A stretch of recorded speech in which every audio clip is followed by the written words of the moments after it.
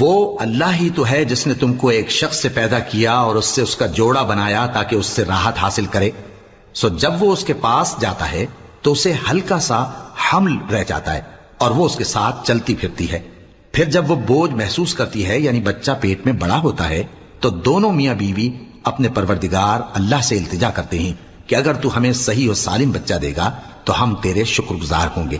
پھر جب وہ ان کو صحیح و سالم بچہ دیتا ہے تو اس بچے میں جو وہ ان کو دیتا ہے اس کا شریک مقرر کرتے ہیں.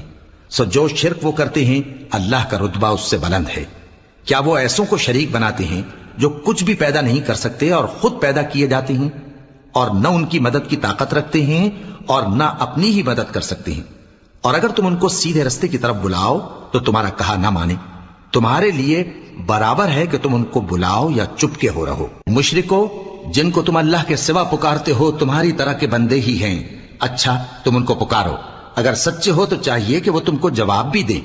بھلا ان کے پاؤں ہیں جن سے چلیں یا ہاتھ ہیں جن سے پکڑیں یا آنکھیں ہیں جن سے دیکھیں یا کان ہیں جن سے سنیں؟ کہہ دو کہ اپنے شریکوں کو بلا لو اور میرے بارے میں جو تدبیر کرنی ہو کر لو اور مجھے کچھ مہلت بھی نہ دو. پھر دیکھو کہ وہ میرا کیا کر سکتے ہیں. میرا مددگار تو اللہ ہی ہے جس نے کتاب برحق نازل کی اور وہ نیک لوگوں کو دوست رکھتا ہے. اور جن کو تم اللہ کے سوا پکارتے ہو وہ نہ تمہاری مدد کی طاقت رکھتے ہیں اور نہ خود اپنی ہی مدد کر سکتے ہیں. اور اگر تم ان کو سیدھے رستے کی طرف بلاؤ تو سن نہ سکیں اور تم انہیں دیکھتے ہو کہ بظاہر آنکھیں کھولے تمہاری طرف دیکھ رہے ہیں مگر فی الواقع کچھ نہیں دیکھتے. اے نبی عفو درگزر اختیار کرو اور نیک کام کرنے کا حکم دو اور جاہلوں سے کنارہ کر لو. اور اگر شیطان کی طرف سے تمہارے دل میں کسی طرح کا وسوسہ پیدا ہو تو اللہ سے پناہ مانگو.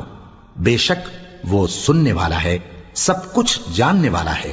جو لوگ پرہیزگار ہیں جب ان کو شیطان کی طرف سے کوئی وسوسہ پیدا ہوتا ہے تو چونک پڑتے ہیں اور دل کی آنکھیں کھول کر دیکھنے لگتے ہیں اور ان کفار کے بھائی انہیں گمراہی میں کھینچے جاتے ہیں پھر اس میں کسی طرح کی کوتاہی نہیں کرتے. اور جب تم ان کے پاس کچھ دنوں تک کوئی آیت نہیں لاتے تو کہتے ہیں کہ تم نے اپنی طرف سے کیوں نہیں بنا لی.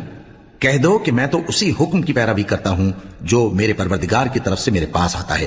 یہ قرآن تمہارے پروردگار کی جانب سے دانش و بصیرت اور مومنوں کے لیے ہدایت اور رحمت ہے.